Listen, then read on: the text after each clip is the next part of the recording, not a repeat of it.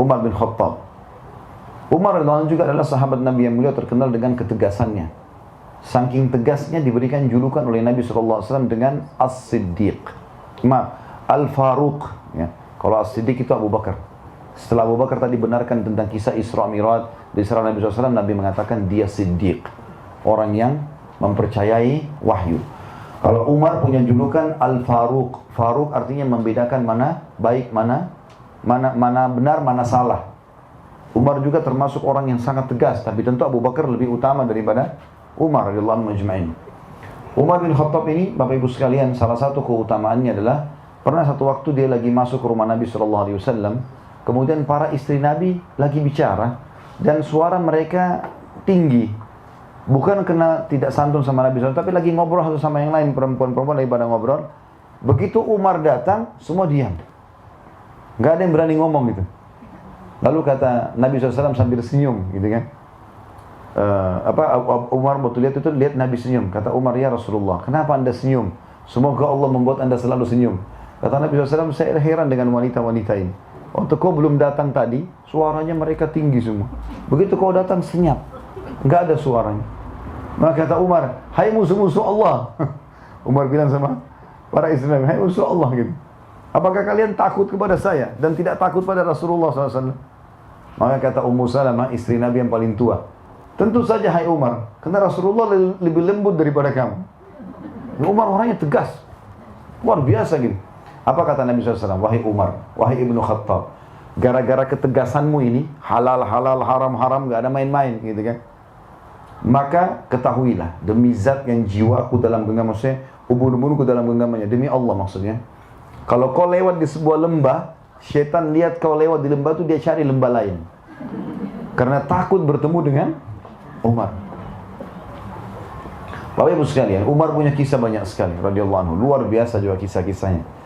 Tapi di antara kisah yang berhubungan dengan keyakinannya adalah, beliau pernah, Bapak Ibu sekalian, didatangi oleh anaknya, dan anaknya ini berkata kepada ayahnya, Umar, anaknya masih kecil kebetulan, ayah, teman-teman saya mengolok-olok saya di zaman khilafahnya beliau karena baju saya sobek, beliin baju baru ayah. Maka kata Umar, baiklah, pergi ke Baitul Mal. Baitul Mal itu kayak tempat penyimpanan pangan dan waktunya harta, makanan, minuman, apa persiapan umat Islam, termasuk harta. Kata Umar, pergilah kepada pamanmu penjaga Baitul Mal, sampaikan salamku dan bilang kalau ayahmu sedang meminta gajinya dimajukan. Ambil itu lalu belilah baju. Gitu ya. Maka anaknya pun pergi ke sana lalu berkata, paman, ada salam. Ayahku Amirul Mukminin Umar bin Khattab menitip pesan. Katanya kalau bisa gajinya dimajukan. Lalu kemudian saya akan ambil untuk beli baju karena teman-teman saya mengolok baju saya sobek. Lalu kata penjaga itu bilang apa? Sampaikan salam kepada ayahmu Amirul Mukminin. Bilang, apakah ada jaminan bahwasanya ayahmu masih bisa hidup sampai akhir bulan sehingga dia bisa bayar itu?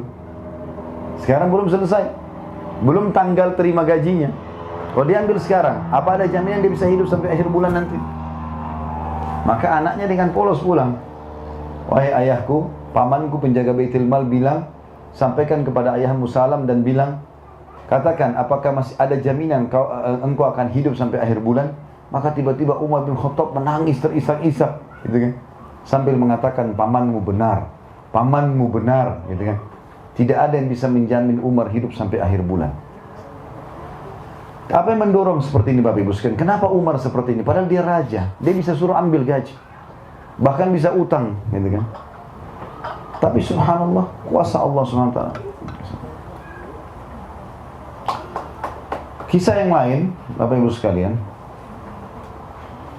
Umar bin Khattab radhiyallahu anhu ini pernah satu waktu mengirim surat kepada Raja Romawi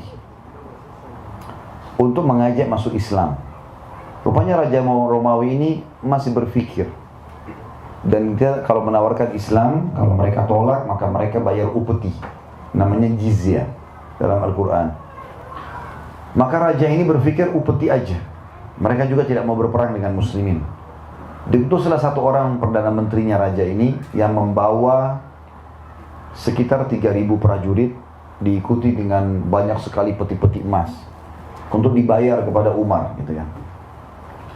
Masuklah ke Madinah prajurit-prajurit Romawi ini. Begitu masuk ke gerbang Madinah, tentu banyak peti-peti emas dijaga oleh pengawal-pengawal. Maka lewat seorang muslim penduduk Madinah, lalu kata perdana menteri Romawi ini, "Hai muslim," berhenti dia. "Saya mau tanya, di mana istanahnya Raja Agung Umar?" Si muslim ini diam, lalu dia bilang, "Istana? Kalau yang Anda tanyakan rumahnya Amir Mu'minin, saya tahu. Istana tidak ada di Madinah istana. Kalau rumahnya lurus saja, nanti belok kanan." Lalu orang muslim ini pergi.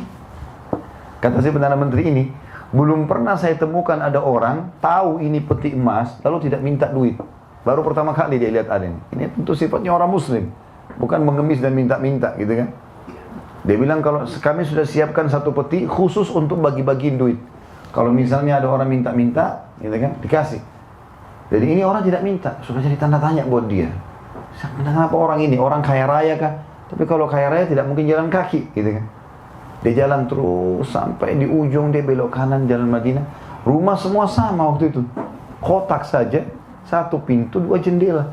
Kalau dua lantai tinggal tambah dua jendela di atas. Itu rumah paling besar.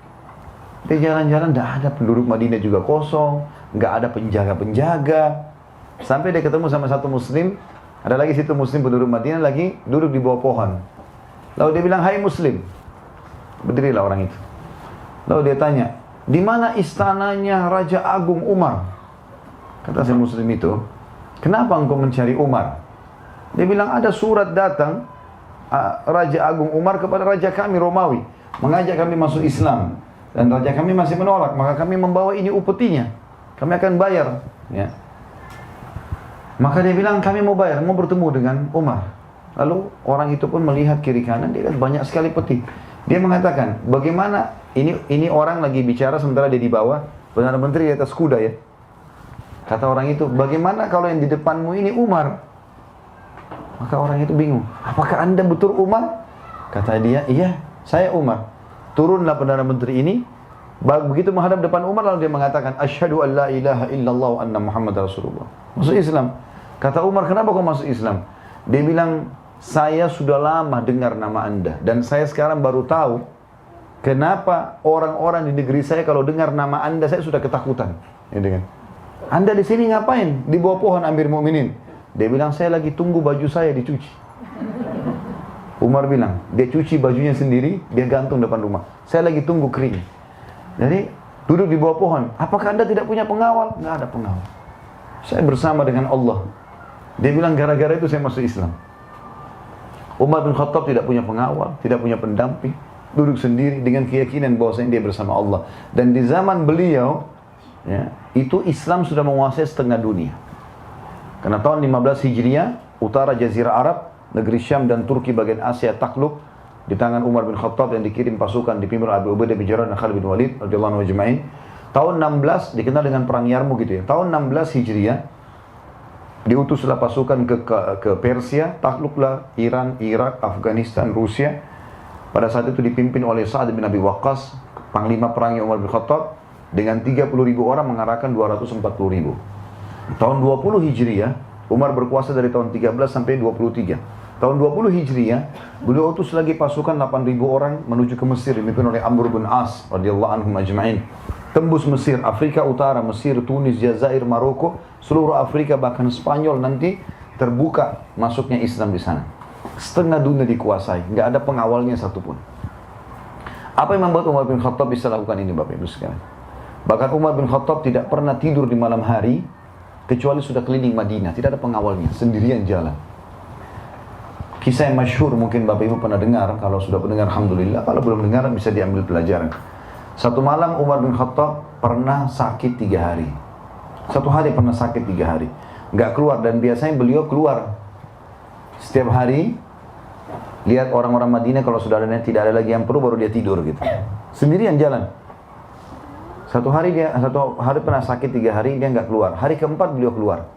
Jalan terus sambil ke pinggir kota Madinah ada api unggun. Kemudian beliau lihat mampir ke sana ada seorang ibu, anak-anaknya 3 orang lagi nangis di depannya. Lalu kata Umar setelah salam, wahai amatullah. Amatullah ini maksudnya hamba Allah, ya perempuan. Kalau laki-laki Abdullah, ya. Wahai amatullah, ada apa denganmu? Dia bilang pemimpin negeri ini tidak adil. Dia nggak tahu kalau ini Umar. Ya. Kata Umar, kenapa? Dia bilang, saya sama anak saya sudah lapar 3 hari. Jadi 3 hari yang Umar tidak keluar, di situ ada kelaparan. Ya Allahu alam pemimpin kita sekarang ini bagaimana keadaannya negara-negara Islam, ya. Yang tidak pernah mau tahu keadaan masyarakatnya. Semoga saja mereka diberi hidayah, ya. Kalau ada yang meluangkan waktu, alhamdulillah. Karena ini tanggung jawab semuanya, kan. Berapa banyak orang yang kelaparan. Umar 3 hari nggak keluar, sudah ada orang kelaparan. Dan orang ini sudah langsung memvonis Umar tidak adil. Dia tidak tahu kalau ini Umar. Kata Umar, kenapa? Dia bilang, saya 3 hari nggak makan. Lalu apa yang kau masak? Diangkat pancinya, batu. Batu dimasak dengan air. Kenapa kau masak batu, hai ibu? Dia bilang, supaya anak-anak saya mengira saya masak. Enggak ada makanan, mau ambil makanan dari mana? Maka dengan seperti itu mereka hanya kecapean, nangis, tidur. Itu yang saya lakukan selama 3 hari. Maka Umar bilang, baik, tunggulah sebentar. Umar tidak pakai tunggu, langsung ke Baitul Mal. Ngambil gandum, ngambil segala macam kebutuhan, dipikul sama Umar. Ada satu sahabat, lagi lewat, lihat, Amir Mukminin, wahai pemimpin orang beriman, raja maksudnya. Julukannya Amir Mukminin waktu itu. Wahai Amir Mukminin, pemimpin orang-orang beriman, raja. Apa yang anda pikul ini? Mau kemana? Kata dia, ada yang saya pikul. Makanan. Gandum. Kata dia, baik, biarkan saya bawa. Kata dia apa? Apa kau ingin memikul dosaku hari kiamat? Tidak usah ikut-ikutan. Ini tanggung jawabku ini. Orang ini penasaran, diikuti dia. Ini Umar mau kemana? Umar jalan sampai pinggir kota Madinah. Tengah malam ini. Ini bukan waktu duhur. Kalau kita kan sekarang siang-siang, tunggu mana kamera baru bisa, ya, diambil gambarnya. Ini tengah malam sendirian. Saya tidak singgung siapapun, ya. Alhamdulillah tidak ada penyebutan nama. Kalau ada yang merasa, bagus lah. Tapi yang jelas Umar ini tengah malam. Bawa pikul sendiri. Mau dibantu pun sama pegawainya, temannya, enggak. Kau mau tanggung jawab, mau beban dosa, mau nanggung dosaku hari kiamat, diikutin sampai tiba di sana. Umar enggak pakai banyak ngomong, pancinya diambil, dibersihin, dimasakin sama Umar dengan tangannya sendiri. Sampai selesai masakannya sudah, dimakankan ibu itu, dikasih anak-anaknya, sisanya gandum 1 karung dikasih.